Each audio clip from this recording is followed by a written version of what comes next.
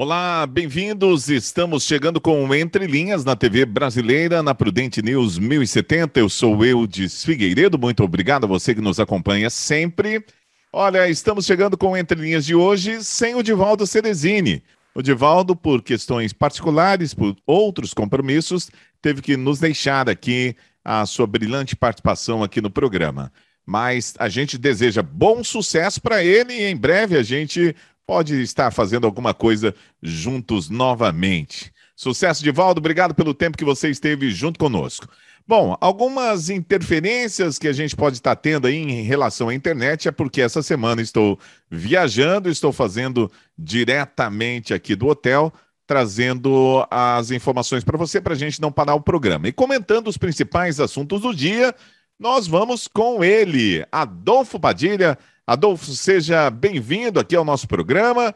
A gente segue em frente com Entre Linhas e vamos lá para o seu destaque. Fala, Eudes, todos os nossos ouvintes da Prudente News, nossa audiência da TV brasileira. Hoje o destaque é avisar as pessoas que amanhã no Parque do Povo a agenda é repleta de atividades esportivas. Começa às 9 horas da manhã com a largada da corrida e caminhada. Parabéns ao secretário André, a toda a equipe dele, o Edu, o Rodrigo, todos eles. É um trabalho muito legal que já movimentou o parque esse final de semana. E amanhã, para comemorar no dia 14, né, ainda fazendo parte das comemorações do aniversário da cidade, tem muitas atividades no Parque do Povo. E durante o mês vai ter várias atividades, viu, Eudes? Bastante coisa vai acontecer em Presidente Prudente, da cultura, do turismo. Lá na Cidade da Criança vai ter festival de pesca. Estamos definindo o Festival de Pipas, junto com o Sinomar no Imparcial. Vai ter várias atividades que já está publicado o calendário aí nas redes sociais para todo mundo acompanhar.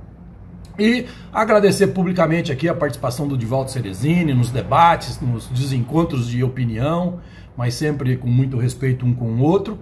E agora a gente toca o programa, vamos aguardar aí.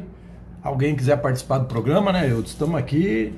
Aqui é um programa de pluralidade de ideias. Ninguém aqui é dono de nada. Cada um coloca a sua opinião, defende a sua tese, o que pensa, da tua posição política, daquilo que acha que deve ser o certo, mas ninguém é pai da verdade, né? Valeu aí o Divaldo ter participado, por outras razões não vai poder participar mais, mas estamos aí. Estamos aqui de braços abertos para quem quer fazer o contraditório. Toca o programa aí, meu amigo Eudes Figueiredo. Ok, vamos lá então para a nossa primeira informação de hoje. 7 entre os 10 países com maior número de assassinatos de ativistas ambientais em 2020 estão na América Latina. No Brasil, que é o quarto na lista do planeta e o terceiro na América Latina, foram mortos 20 pessoas, sendo que metade deles integram os povos tradicionais, como indígenas, quilombolas e ribeirinhos. Em primeiro lugar, aparece a Colômbia. A questão fundiária ainda é um grande problema no Brasil e na América Latina. E vamos comentar esse assunto com Adolfo Padilha, o que é que o governo tem feito para melhorar essa questão e se ele acha que tem uma solução também para isso. Vamos lá, Adolfo Padilha, com você. Olha, eu tenho uma opinião meio cética, né? Esse levantamento, veja bem, é difícil você... Eu não sei a origem da Global Witness, né, que fez esse levantamento, que o Brasil aí está entre os países que lideram o nome de assassinatos de pessoas ligadas a defender o meio ambiente, enfim. Eu realmente olho isso com um pouco de desconfiança, porque como se apura isso, né? É claro que existe uma guerra, vamos dizer assim, fria lá, principalmente no que fala sobre madeira, né? Madeira ilegal. E a gente sabe que existe um esquema muito grande, que aliás todos nós estamos tomando mais conhecimento através do governo com as suas ações de vigilância, de apreensão de madeiras ilegais que acontece hoje, inclusive de drogas, né? Que é recorde sobre recorde. E eu não consigo ver esse estudo sem uma ideologia ativista, sabe? Porque o Brasil, principalmente por essas entidades internacionais, eles têm muito interesse em pregar o Brasil como um país do desmatamento, como o país das ações antiambientais. E a gente que olha isso com muito mais cuidado, a gente sabe que não é assim, né?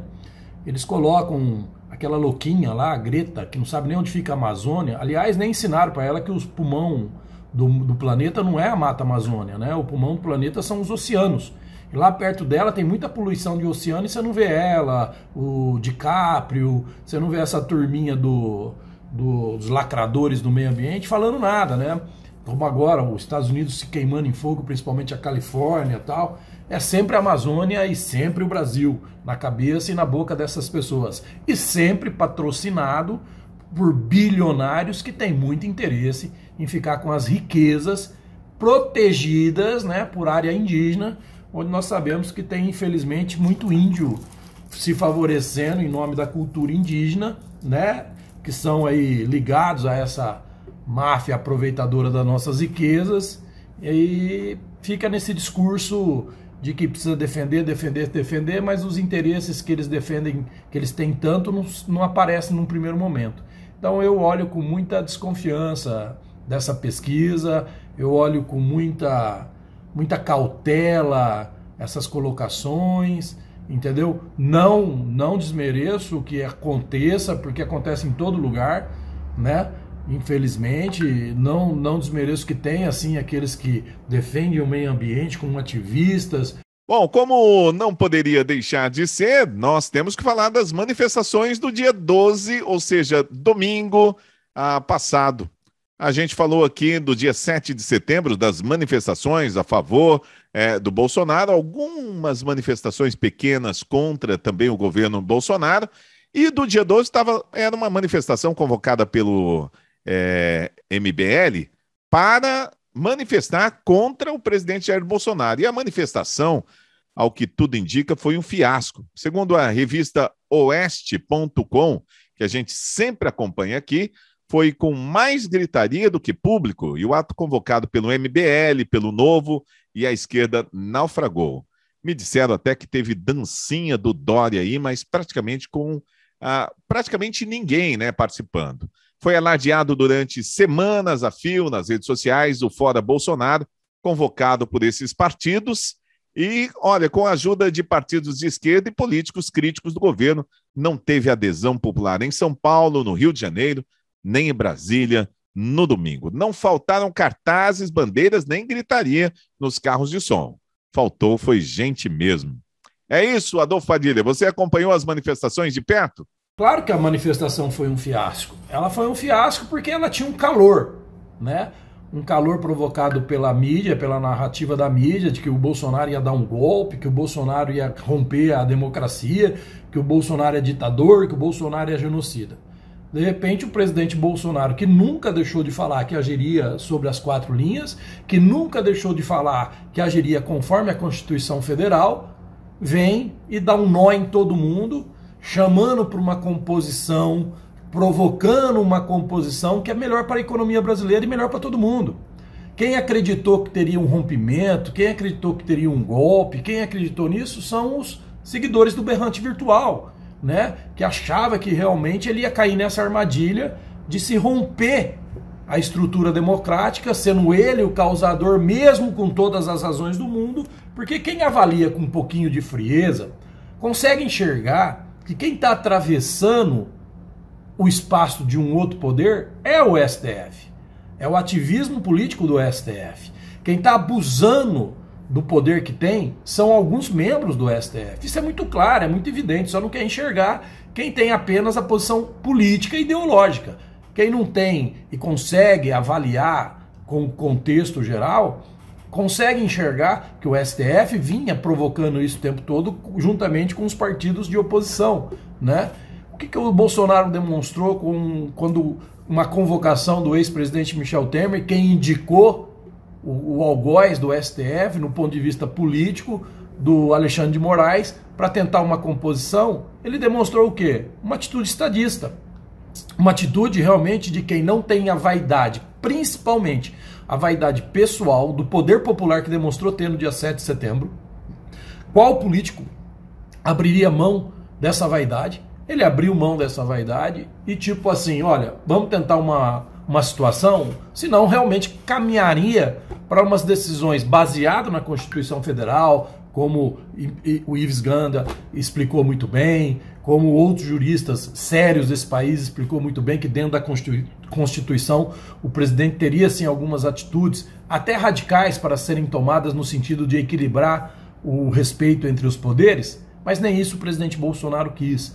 E isso fez com que esfriasse a panela, e ninguém esperaria isso dele. Ou melhor, a gente que acompanha tudo, mesmo sendo apoiador do governo, mas aqui com a responsabilidade de passar a informação correta e não fazer como a maioria da mídia tradicional faz, querer colocar um outro ponto de vista das coisas que são ditas ou são feitas, a gente teve sempre a responsabilidade e a gente acredita que isso é o melhor para o Brasil.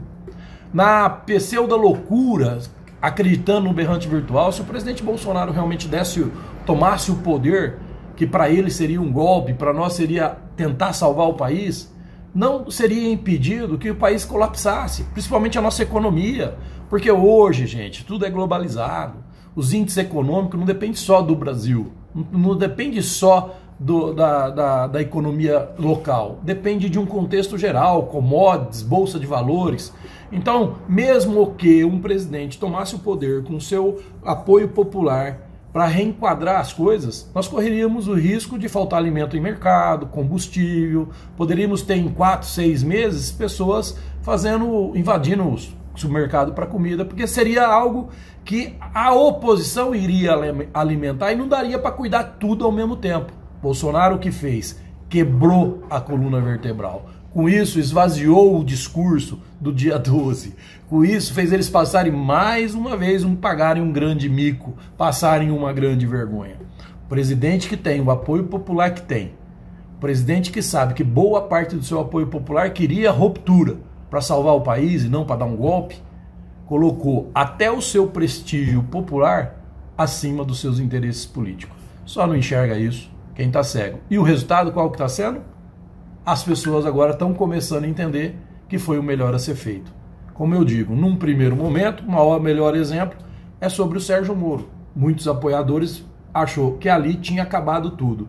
E muito rapidamente, dentro do tempo, foi demonstrando que o Bolsonaro estava certo no que fez e como agiu em relação ao ex-ministro. Né? A mesma coisa com a CPI da Covid. Criam-se as manchetes, criam as narrativas e no time certo vão se desmascarando e deixando o presidente cada vez mais forte. É isso aí. Muito bem, vamos para mais uma informação. Olha, uma importante informação do governo Jair Bolsonaro, a tarifa social de energia. Nesse momento que nós estamos passando por uma grave crise hídrica, com as hidrelétricas brasileiras com mais baixo nível dos últimos anos e algumas no estado de São Paulo até falando no seu fechamento, de não funcionar as suas turbinas.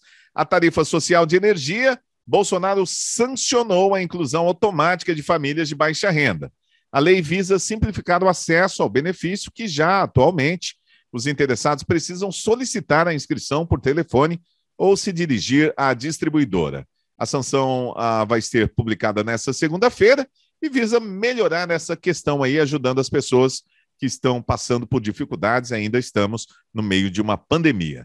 Vamos lá, Adolfo Padilha, como é que você vê aí essa sanção e inclusão automática das famílias de baixa renda no programa do governo da energia elétrica? Olha, a tarifa social se faz muito importante agora e esse sistema automático que quebra de uma certa forma alguma burocracia daqueles que estão com uma certa dificuldade para tudo, né, diante dos empregos, diante da pandemia, diante da crise econômica que essa pandemia potencializou, não só no Brasil, mas no mundo todo, o presidente Bolsonaro toma mais uma atitude de agilizar o processo para aqueles que precisam. Mas o problema de energia não para por aí. O problema de energia é um processo que o planejamento tem que ser seguido e tem que ser executado.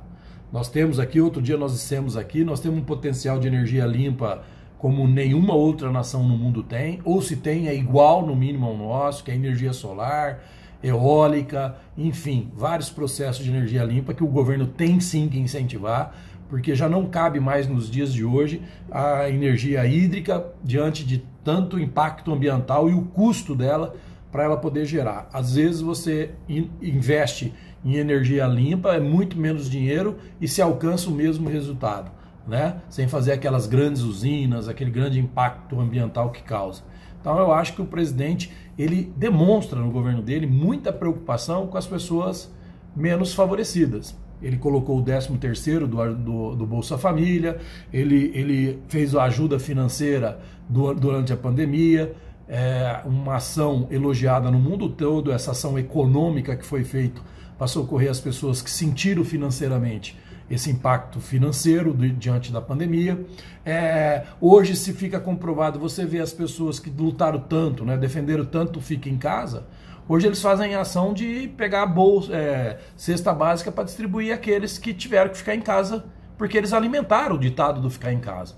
E o governo federal sempre disse o seguinte: não existe economia sem saúde e saúde sem economia. E mais do que nunca isso está se comprovando com o tempo, né? O ficar em casa da forma autoritária que foi feito causou muito mais prejuízo financeiro e muito mais prejuízo saudável de saúde pública do que se tivesse tido a liberação com os protocolos e com a segurança necessária. Digo isso sim e afirmo, porque números já demonstram que pessoas que sofriam de doenças, que ficaram sem ter o tratamento, aumentou-se muito o índice de morte, muito agravamento, isso gera muito mais despesa, isso gera muito mais, infelizmente, mortes do que vinha gerando na média tradicional de cada um desses problemas de saúde. Então isso é um outro número que vai assustar muita gente. Veja sobre a vacina agora, né? Não se tem agora a segunda dose da AstraZeneca, agora o que é aumentar? Pode tomar a segunda dose da Pfizer. Coronavac, exigiram tanto a Coronavac, que estão dizendo que vai ter que ter uma terceira dose da Pfizer para reforçar a Coronavac. Ou seja, eu ainda acho que a posição de quem ficou do lado do governo sobre tratamento preventivo, tratamento precoce e tantas outras coisas, tem hoje a consciência muito mais limpa do que aqueles que caíram na narrativa do berrante virtual, do fique em casa e que a vacina seria a salvação de tudo. E não é.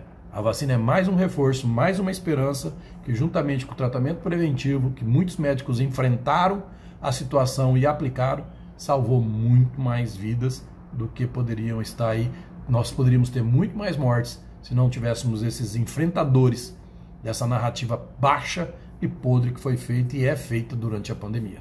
Muito bem, é isso aí, Adolfo e ouvintes aqui da Prudente News 1070 e da TV Brasileira. Nós voltamos daqui a pouquinho com mais informações. Não saia daí, nós temos mais 2 informações no nosso segundo bloco. Voltamos já.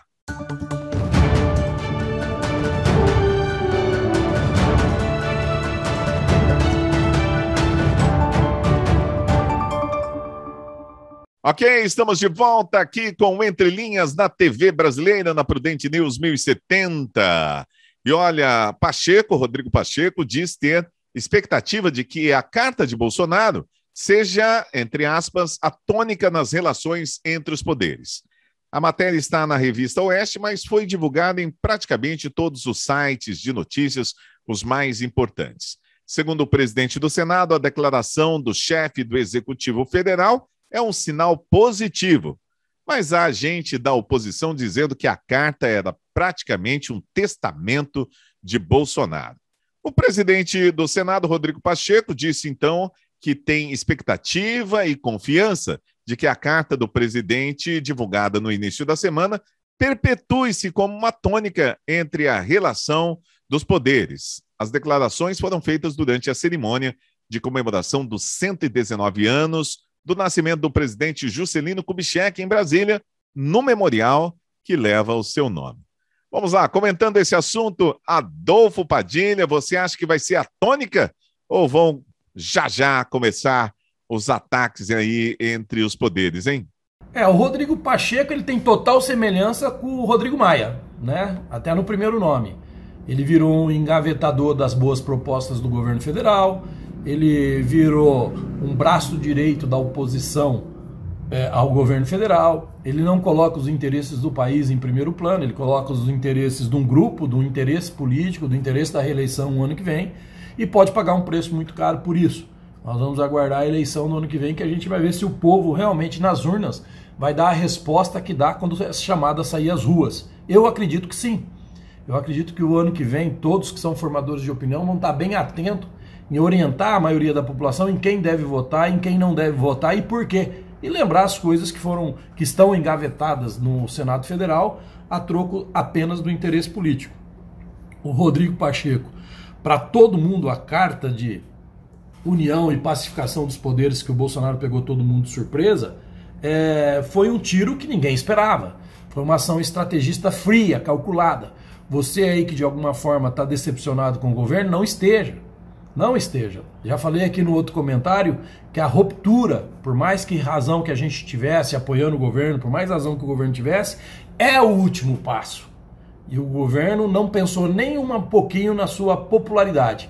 Arriscou em nome de uma organização, arriscou em nome de um Estado de Direito, arriscou em nome de uma democracia. E a gente começa a ver agora a oposição apavorada querendo chamar ele de covarde, querendo chamar ele de... Enfim, todos nomes diminutivos que posso imaginar, que em respeito à nossa audiência eu não vou dizer aqui. Por quê? Porque sabe que ele jogou como se fosse truco, sabe que ele jogou o 12 na mesa e gritou alto. Por isso que tentam pregar nele, se acovardou. Veja bem, você vê pessoas dizendo, as mesmas pessoas que dizem que o presidente Bolsonaro se acovardou com essa carta de intenção de paz, de união, são aqueles que há uma semana atrás estavam dizendo que ele era golpista. Então o discurso deles caíram por terra. Você consegue entender isso? E você não pode fazer parte disso. Você não pode cair nessa narrativa. Esses que acusavam ele de ser golpista estão dizendo o quê agora? O que restou para eles? Restou dizer que o presidente se acovardou. Um presidente que levou milhões e milhões de pessoas para as ruas em apoio ao que ele quer e ao que ele pretende fazer, que é organizar o país. E não vamos organizar isso em 4 anos. É um processo e a gente não pode desistir. Se você quer um país melhor, a gente não pode desistir. Primeiro, de cobrar o que é certo. Esse governo até hoje não tem lastro de corrupção, já é um grande avanço. O presidente Bolsonaro conseguiu, numa primeira coisa, indicar ministros sem indicações políticas nos ministérios técnicos de resolver a questão. Isso já foi um grande avanço. O presidente Bolsonaro, não devemos esquecer que no segundo mês de seu mandato, através do ministro Onyx Lorenzon, cancelou mais de 100 mil cargos. Acabou com mais de 100 mil cargos. Tem muito mais para acabar ou equilibrar? Tem, mas não consegue isso em 4 anos. Então a gente ainda tem que apostar que o governo pode melhorar muito ou deixar melhor muito esse país para um próximo presidente, caso não venha a reeleição, o que eu acho também muito pouco provável. Creio eu que a terceira via não vingou e as manifestações ridículas que foram feitas ontem deixou isso bem claro. Muito bem, vamos lá então para a nossa última informação de hoje, a tão falada medida provisória das redes sociais, né? Tá todo mundo comentando esse assunto e um parecer vai dizer que a MP de Bolsonaro é inconstitucional. Rodrigo Pacheco deve devolver o texto ao Planalto. Olha, a advocacia do Senado Federal está preparando esse parecer jurídico para afirmar que é inconstitucional a medida provisória assinada por Jair Bolsonaro, que modifica o Marco Civil na internet e, na prática, limita a remoção de fake news, desinformação e conteúdos de ódio em redes sociais. Isso segundo o site G1, que é do grupo Globo.com. A medida provisória foi publicada no Diário Oficial da União na segunda-feira passada e, olha, a véspera do feriado já está em vigor. E segundo apurou a própria rede de televisão, que é do G1 aí, o parecer dos advogados do Senado deve ser usado pelo presidente do Congresso, Rodrigo Pacheco, para embasar a devolução do texto ao Planalto. Já o outro lado, né, aqueles que estão do lado do presidente Jair Bolsonaro, acha que realmente esta medida provisória traz muito mais a questão democrática, fica à tona, porque cada um pode dizer o que pensa realmente. Então, liberdade de pensamento nas redes sociais é o que eles dizem. É mais ou menos por aí. Vamos ouvir Adolfo Padilha. Adolfo, qual é a sua opinião sobre essa situação? Outro dia nós falamos disso aqui, né, Eudes? É o ditador que quer liberar as redes sociais. É o ditador que não processa jornalista nenhum, é o ditador que não manda prender ninguém. Ou seja, seria o Bolsonaro um ditador fake news ou um ditador à moda antiga? Ou melhor, uma nova moda, né? Porque se fosse a moda antiga ia ter gente presa, ia estar censurando a internet, ia estar fazendo tudo aquilo que a oposição quer que faça, que a mídia tradicional quer que faça, porque hoje o poder da informação está aqui, ó, num celular. Hoje, eu, através do meu celular, eu tenho uma rede de televisão. E você aí, cada um aí, quem está no rádio não está vendo, mas está aqui meu celular. Isso aqui é uma rede de televisão. Entendeu? É a liberdade da informação, da contra-informação. Hoje nós não somos mais induzidos a acreditar naquilo que era vendido para nós como verdade. Hoje a internet demonstra para nós. O exemplo claro é o seguinte: se hoje não houvesse internet, você veria hoje na TV Globo, nos jornais do Estadão, da Folha, aquela foto fechada dizendo assim, multidão contra Bolsonaro. Como fizeram na época do Fernando Collor. Hoje a gente consegue entender muito bem como o jogo do impeachment do Fernando Collor foi feito. Como inverteu-se os caras pintadas, né? Como que o pessoal foi induzido, né? Não estou dizendo aqui que não teve erros, não, mas estou dizendo, hoje a gente consegue enxergar como algumas coisas poderiam ter sido menos chocosas, menos decepcionantes para quem acreditou no Fernando Collor. Isso é muito evidente. Então, se a oposição acha que tem algo inconstitucional, veja bem, o que teria de inconstitucional em um presidente Bolsonaro declarar que as plataformas não podem ser julgadoras e decisórias em tirar o que eu falo na minha rede? Se eu te ofendo, tem o Código Penal, calúnia, difamação e etc. Se eu faço algo que a rede não permite, ela pode me chamar a atenção, mas ela não pode ir lá simplesmente decidir que aquilo não pode ser dito. Outro dia teve uma conta encerrada porque um cara foi enfático e realista em dizer que mulher nasce mulher e homem nasce homem. Cortaram a conta dele. Agora eu pergunto, isso é mentira?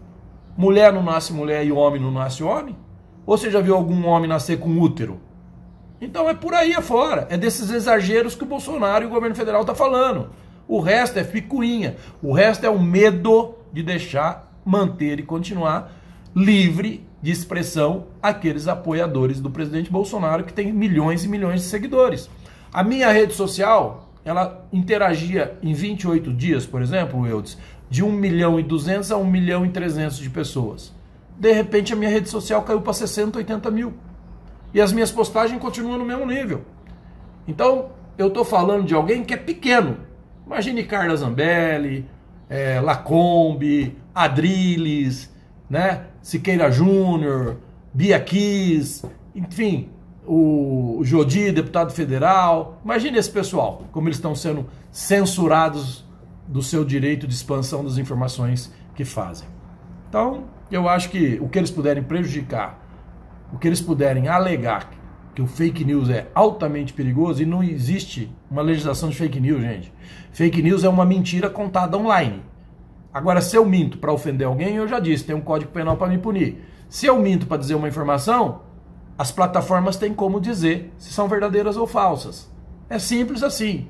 Mesmo assim, tem algumas plataformas que pegam coisas verdadeiras e querem afirmar que são falsas. Então, está simplesmente um absurdo o que algumas plataformas digitais andam fazendo por aí. Ok, é isso aí. Estamos encerrando o nosso Entre Linhas de hoje. Muito obrigado a você que ficou na sintonia. Aqui na TV Brasileira, na Prudente News 1070. A gente volta a qualquer momento na programação. Grande abraço para todo mundo. E amanhã, feriadão. Não tem o programa, mas na quarta-feira a gente se fala. Grande abraço. Valeu.